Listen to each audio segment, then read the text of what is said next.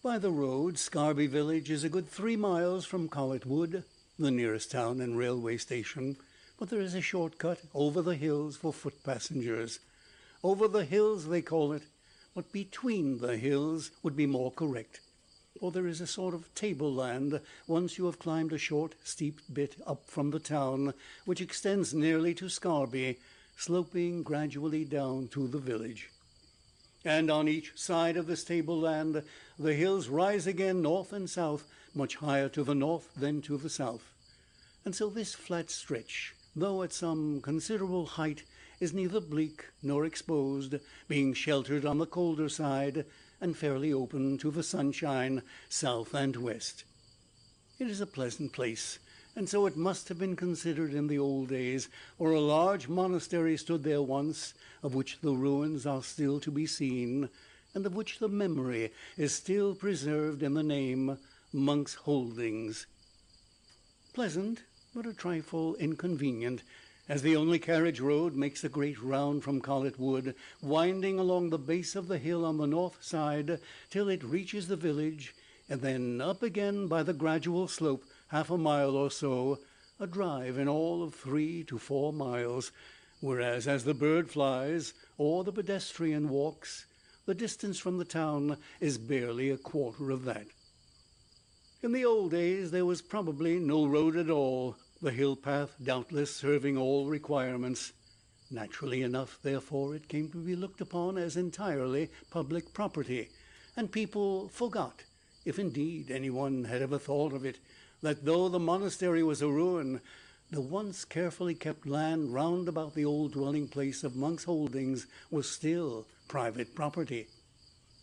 The sensation was great when suddenly the news reached the neighbourhood that this unique estate, as the agents called it, was sold by the old Duke of Scarshire, who scarcely remembered that he owned it, to a man who meant to live on it, to build a house which should be a home for several months of the year for himself and his family.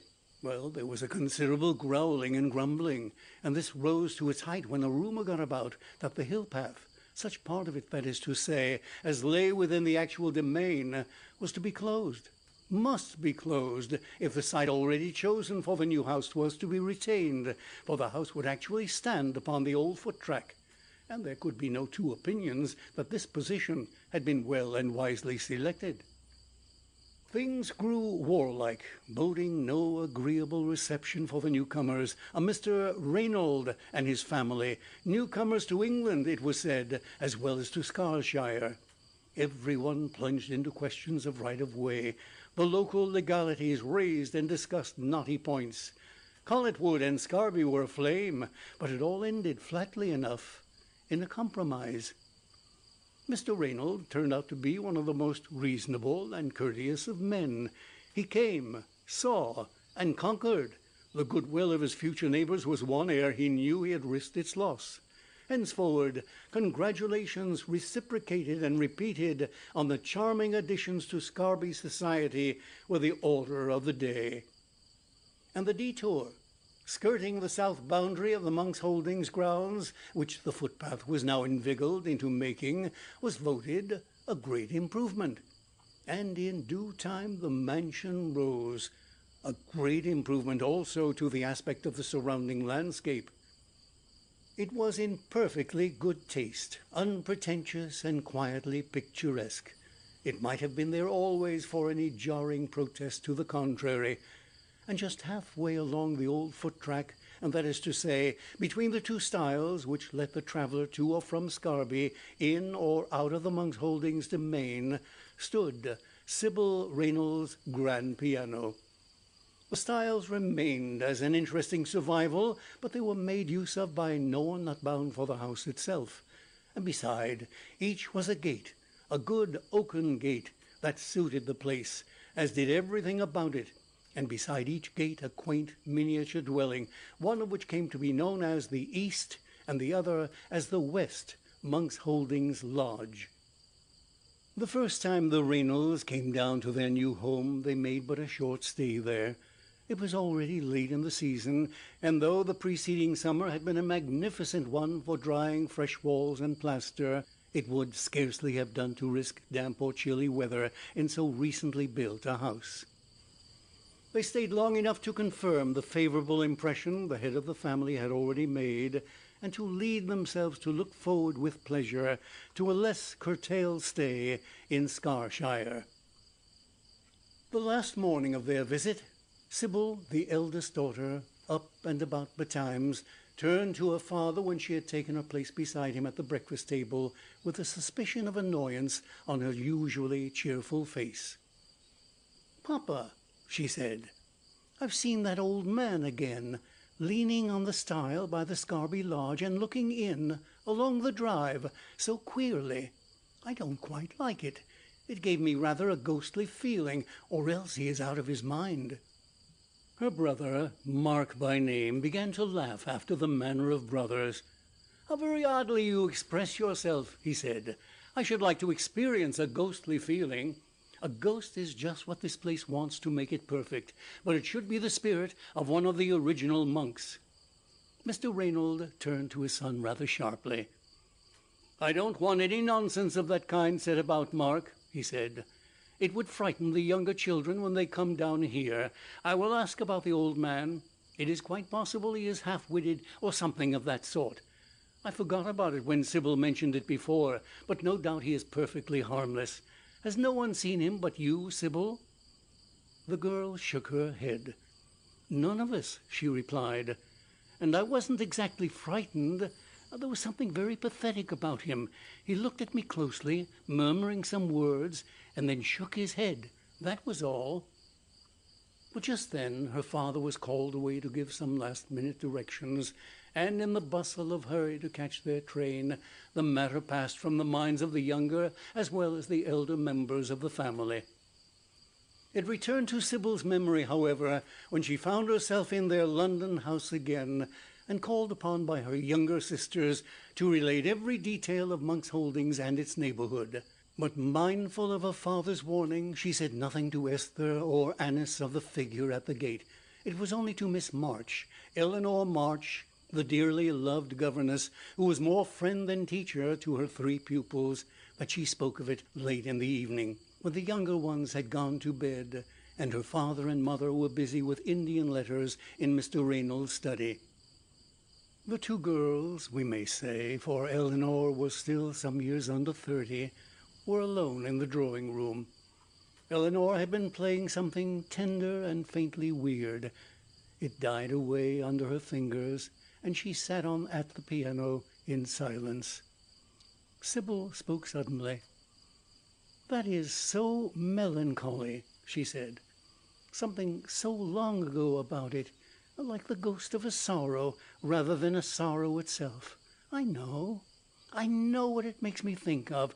Listen, Eleanor." For out of school hours the 2 threw formality aside, and Sybil told of the sad, wistful old face looking over the stile. "Now it has come back to me," she said. "I can't forget it." Eleanor, too, was impressed.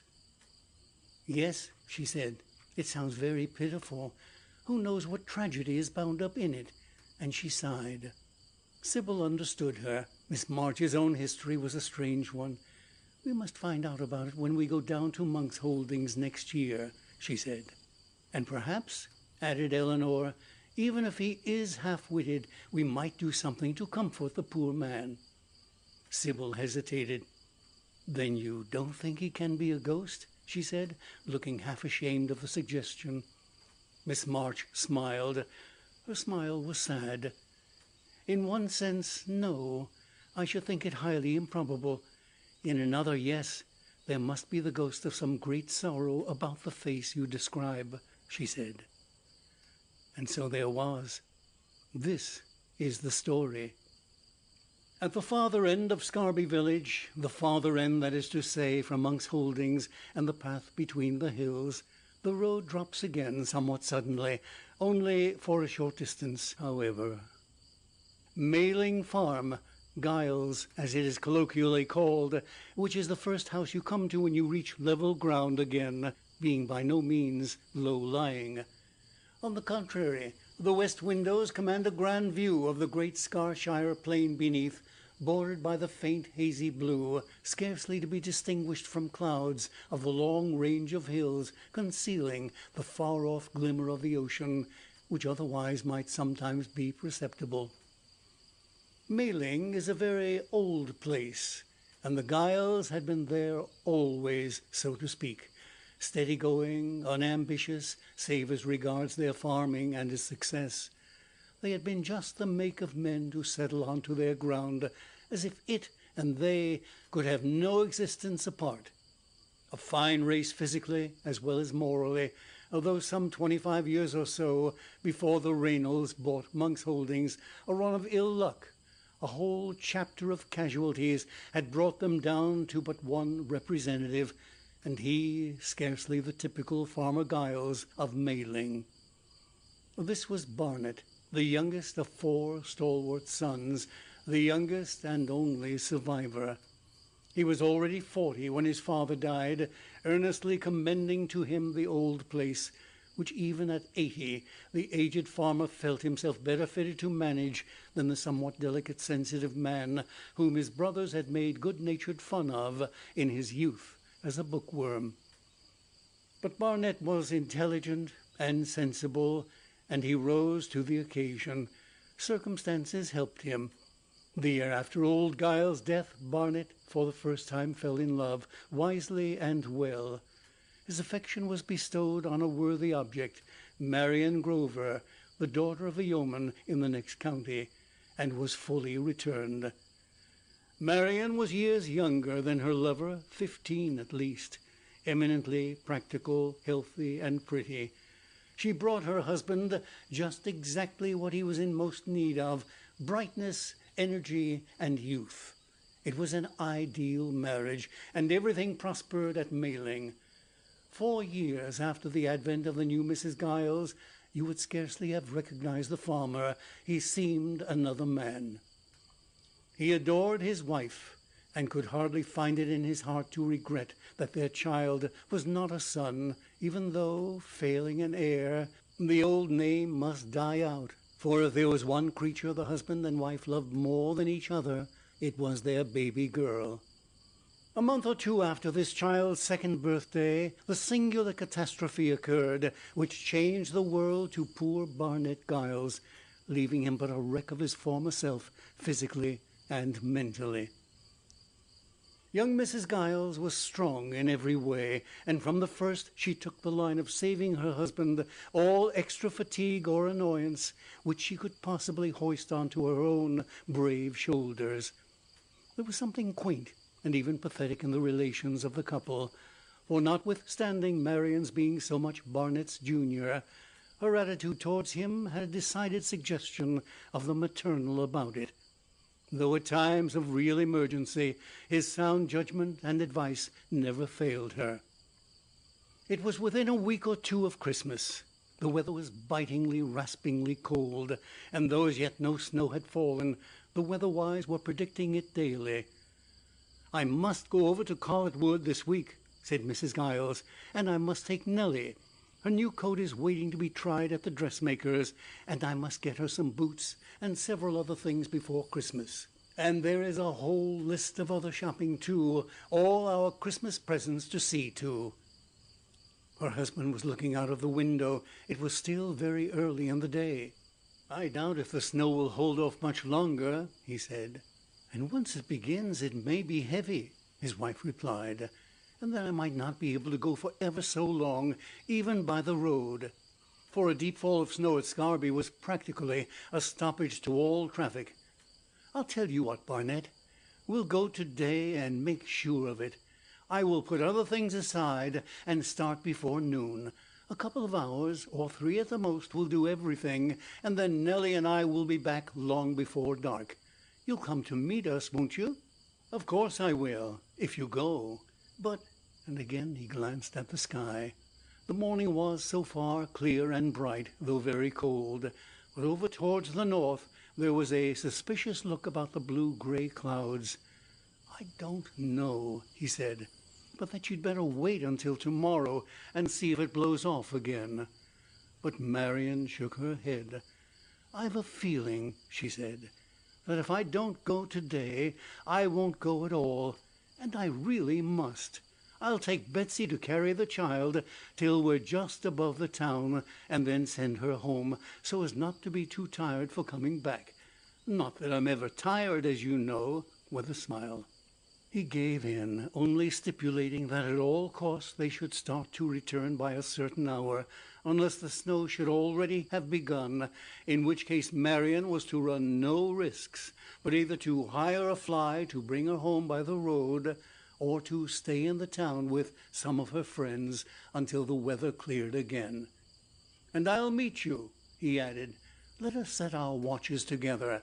I'll start from here, so as to be at, let me see, halfway between the stiles," said Marian. "We can each see the other from one stile to the opposite one, you know, even though it's a good bit of a way. Yes, dear, I'll time it as near as I can to meet halfway between the stiles." And with these words, the last on her lips, she set off, a picture of health and happiness, little Nelly crowing back to Dada from over stout Betsy's shoulder. Betsy was home again within the hour, but the mother and child, alas and alas! It was the immortal story of Lucy Gray in an almost more pathetic shape. Father Giles, as I have said, was a studious, often absent-minded man. There was not much to do at that season and in such weather, and what there was, some amount of supervision on his part was enough for. After his early dinner, he got out his books for an hour or two's quiet reading, till it should be time to set off to meet his darlings. No fear of his forgetting that time, but till the clock struck, and he saw it was approaching nearly, he never looked out. He was unconscious of the rapid growth of the lurid, steely clouds. He had no idea that the snowflakes were already falling more and more closely and thickly with each instant that passed. Then rose the storm spirit and issued his orders, all too quickly obeyed. Before Barnet Giles had left the village street, he found himself in what nowadays would be called a blizzard, and his pale face grew paler, and his heart beat as if to choke him, when at last he reached the first stile, and stood there panting to regain his breath. It was all he could do to battle on through the fury of the wind, the blinding, whirling snow, which seemed to envelop him as if in sheets. Not for many and many a day will that awful snowstorm be forgotten in Scarshire. It was at the appointed trysting place that they found him, halfway between the stiles, but not till late that evening, when Betsy, more alarmed by his absence than by her mistress's not returning, at last struggled out through the deep-lying snow to alarm the nearest neighbours. "The Mrs. and Miss Nell will have stayed the night in the town," she said, "but I misdoubt me if the master will ever have got so far, though he may have been tempted on when he did not meet them." By this time the fury of the storm had spent itself, and they found poor Giles after a not very protracted search, and brought him home, dead, they thought at first. No, he was not dead, but it was less life than half-life that he returned to, for his first inquiry late the next day, when glimmering consciousness had begun to revive, "Marian, the baby," seemed by some subtle instinct to answer itself truthfully, in spite of the kindly endeavour to deceive him for the time. "Dead," he murmured. "I knew it, halfway between the stiles," and he turned his face to the wall. They almost wished he had died too, the rough but kind-hearted country folk who were his neighbours, but he lived. He never asked, and never knew the details of the tragedy, which indeed was never fully known by anyone. All that came to light was that the dead body of Marian Giles was brought by some semi-gypsy wanderers to the workhouse of a town several miles south of Colletwood early on the morning after the blizzard. They had found it, they said, at some little distance from the road along which they were journeying, so that she must have lost her way long before approaching the Monk's Holdings confines. not improbably indeed, in attempting to retrace her steps to the town which she had so imprudently quitted. But of the child the tramps said nothing, and after making the above deposition they were allowed to go on their way, which they expressed themselves as anxious to do, for reasons of their own, no doubt, possibly the same reasons which had prevented their returning to Colletwood with the young woman's corpse, as would have seemed more natural. And afterwards no very special inquiry was made about the baby. The father was incapable of it, and in those days people accepted things more carelessly perhaps. It was taken for granted that little Nell had fallen down some cliff, no doubt, and lay buried there with the snow for her shroud, like a strayed lambkin. Her tiny bones might yet be found, years hence maybe, by a shepherd in search of some bleating wanderer, or no more might ever be known of the infant's fate. Barnet Giles rose from his bed after many weeks with all the look of a very old man. At first it was thought that his mind was quite gone, but it did not prove to be so. After a time, with the help of an excellent foreman or bailiff, he showed himself able to manage his farm with a strange mechanical kind of intelligence. It seemed as if the sense of duty outlived the loss of other perceptions, though these too cleared by degrees to a considerable extent, and material things, curious as it may appear, prospered with him. But he rarely spoke, unless obliged to do so, and whenever he felt himself at leisure and knew that his work was not calling for him, he seemed to relapse into the half-dreamy state which was his more real life. And then he would pass through the village and slowly climb the slope to the stile, where he would stand for hours together, patiently gazing before him while he murmured the old refrain. "Half-way between the stiles," she said, "I shall meet them there, half-way between the stiles." Fortunately, perhaps, it was not often he attempted to climb over. He contented himself with standing and gazing. Fortunately so, for otherwise the changes at Monk's Holdings would have probably terribly shocked his abnormally sensitive brain. But he did not seem to notice them, nor the new route of the old right-of-way agreed to by the compromise. He was content with his post, standing, leaning on the stile, and gazing before him. His, of course, was the worn, wistful face which had half frightened, half appealed to Sybil Reynolds. But she forgot about it again, or other things put it temporarily aside, so that when the Reynolds came down to Monk's Holdings again the following Easter, it did not at once occur to her to remind her father of the inquiry he had promised to make. Miss March was not with her pupils and their parents at first. She had gone to spend the holiday week with the friends who had brought her up and seen to her education, good, benevolent people, if not specially sympathetic, but to whom she felt herself bound by ties of sincerest gratitude. Though her 5 years with the Reynolds family had given her more the feeling of a home than she had ever had before. After her arrival at Monk's Holdings was the occasion of much rejoicing. There was everything to show her, and every one, from Mark down to little Robin, wanted to be her guide. It was not till the morning of the next day that Sybil managed to get her to herself for a tete-a-tete stroll. Eleanor had some things to tell her quondam pupil. Mrs. Bellairs, her self-appointed guardian, was growing old and somewhat feeble. "I fear she is not likely to live many years," said Miss March, "and she thinks so herself.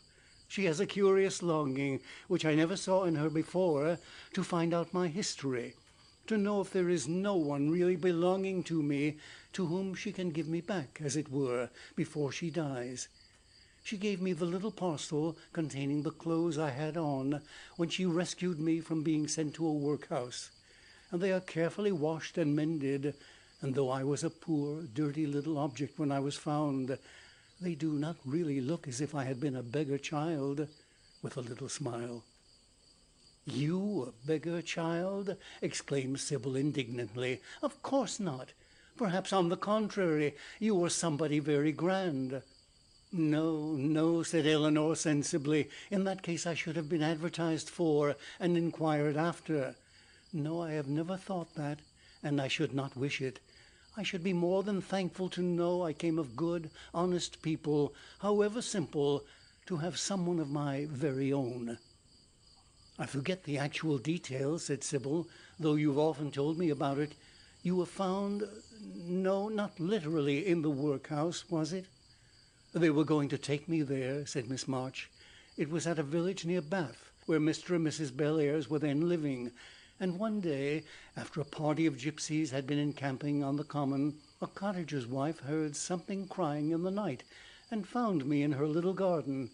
She was too poor to keep me herself, and felt certain I was a child the gypsies had stolen and then wanted to get rid of. I was fair-haired and blue-eyed, not like them.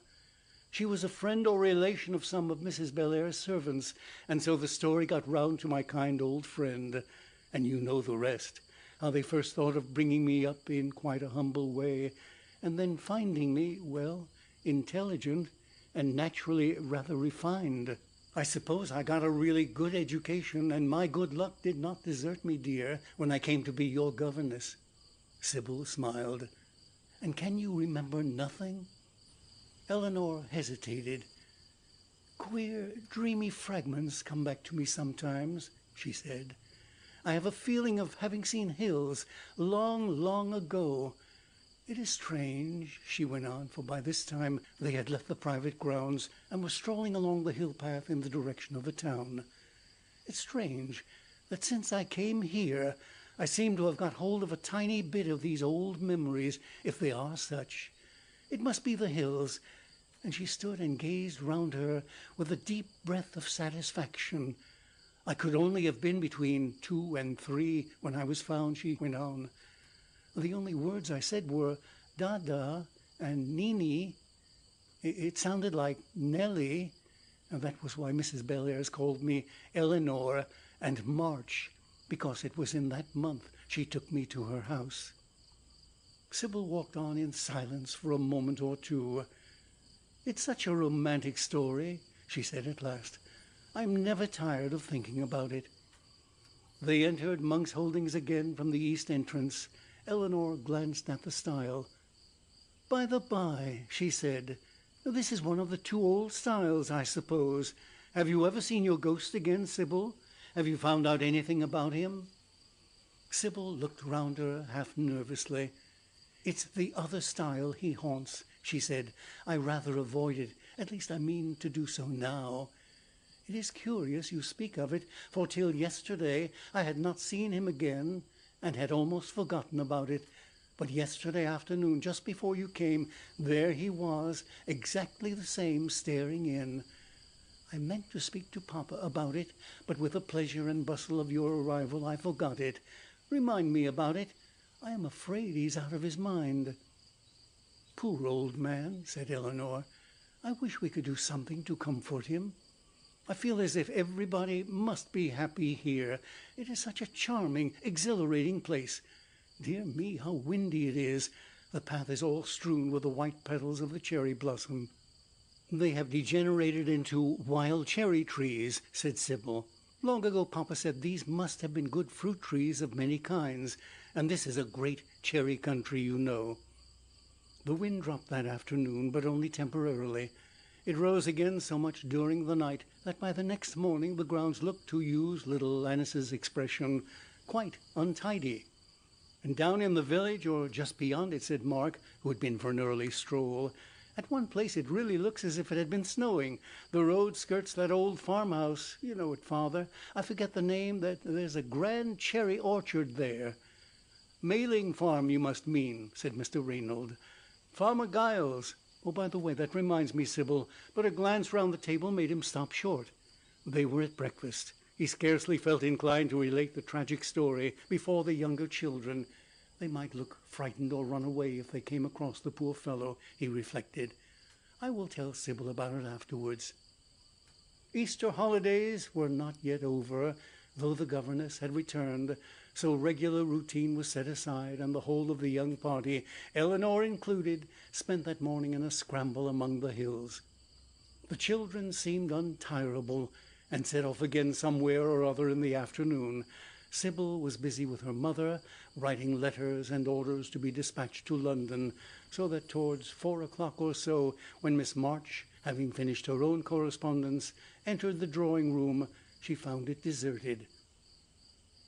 Sybil had promised to practice some duets with her, and while waiting on the chance of her coming, Eleanor seated herself at the piano and began to play.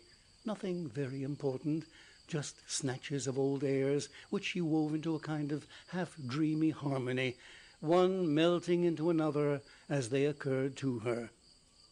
All at once a shadow fell on the keys, and then she remembered having heard the door softly open a moment or two before, so softly that she had not looked round, imagining it to be the wind, which, though fallen now, still lingered about. Now her ideas took another shape. "It is Sybil, no doubt," she thought with a smile. "She's going to make me jump."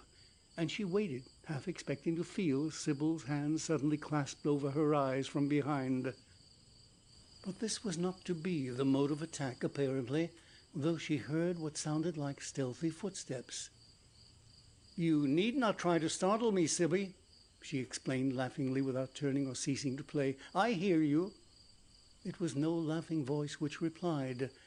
On the contrary, a sigh, almost a groan, close to her, made her look up sharply, a trifle indignant perhaps at the joke being carried so far, and she saw, a pace or two from her only, the figure of an old man, a white-haired, somewhat bent form, a worn face with wistful blue eyes gazing at her.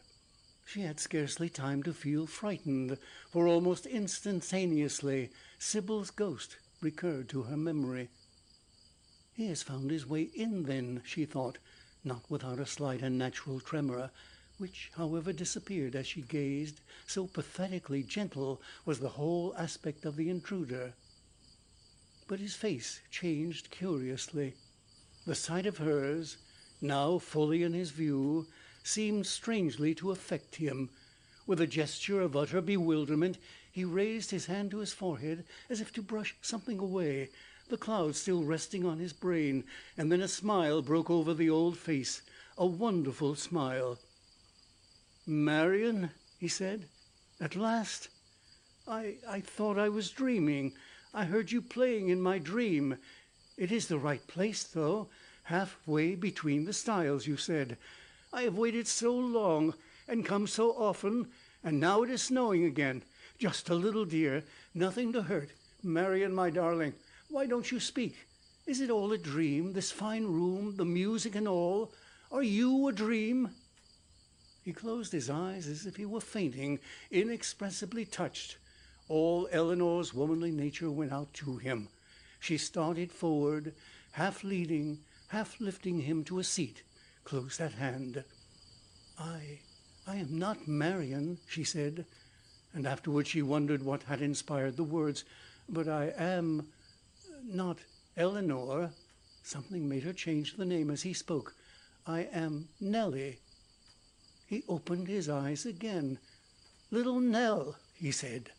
"Has she sent you down to me from heaven? My little Nell." And then he fell back unconscious. This time he had fainted. She thought he was dead, but it was not so. Her cries for help soon brought her friends. Mr. Reynolds first of all. He did not seem startled. He soothed Eleanor at once. "It is poor old Giles," he said. "I know all about him. He has found his way in at last." But, stammered the girl, "there is something else, Mr. Reynolds. I seem to remember something." She looked nearly as white as their poor visitor, and as Mr. Reynolds glanced at her, a curious expression flitted across his own face. Could it be so? He knew all her story. "Wait a little, my dear," he said. "We must attend to poor Giles first." They were very kind and tender to the old man, but he seemed to be barely conscious, even after restoratives had brought him out of the actual fainting fit, And then Mrs. Reynolds proposed that his servants, his housekeeper if he had one, should be sent for. And when faithful Betsy, stout as of old, though less nimble, made her appearance, her irrepressible emotion at the sight of Eleanor, pale and trembling though the young governess was, gave form and substance to Mr. Reynolds' suspicions. Yes, they had met at last, father and daughter, halfway between the Stiles. He was Dada, she was Little Nell. Might it not be that Marian's prayers had brought them together? Every reasonable proof was forthcoming, the little parcel of clothes, the correspondence in the dates, the strong resemblance to her mother, and joy does not often kill. Barnet was able to understand it all better than might have been expected. He was never quite himself, but infinitely better, both in mind and body, than poor old Betsy had ever dreamt of seeing him.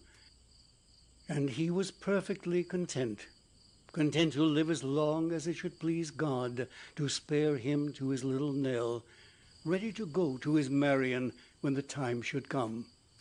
And Eleanor had her wish, a home, though not a grand one, someone of her very own to care for, a father's devoted love, and to complete her happiness, the friends who had grown so dear to her close at hand.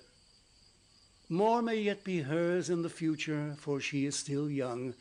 Her father may live to see his grandchildren playing about the farmstead at Mayling, so that, though the name be changed, the old stock will still nourish where so many generations of its ancestors have sown and reaped.